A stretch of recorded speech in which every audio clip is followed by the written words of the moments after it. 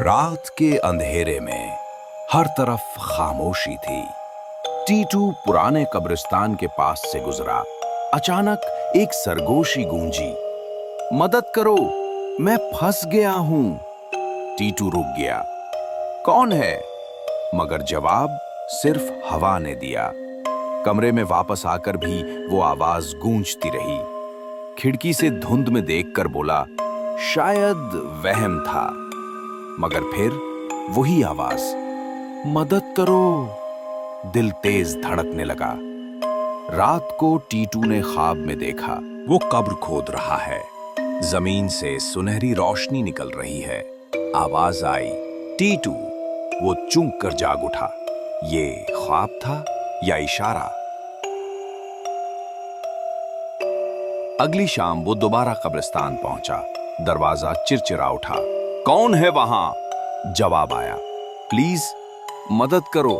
आवाज अब और करीब थी। एक पुरानी कब्र के नीचे मिट्टी चमकने लगी। टीटू झुक कर बोला, कौन हो तुम?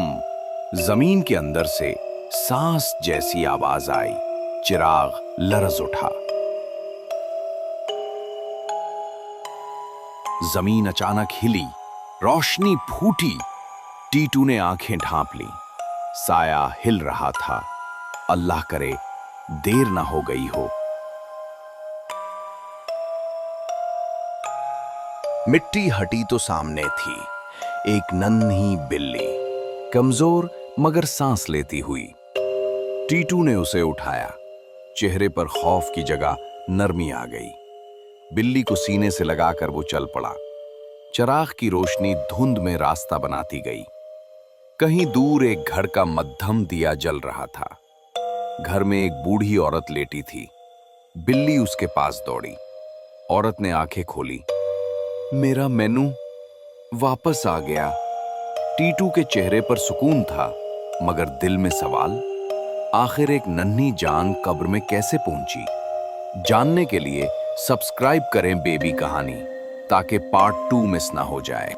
क्योंकि पार्ट 2 में टीटू उस राज को खोजेगा जिस राज को जानने से पहुंचा मेनू कब्रिस्तान। Subscribe Baby Kahani channel for more amazing stories.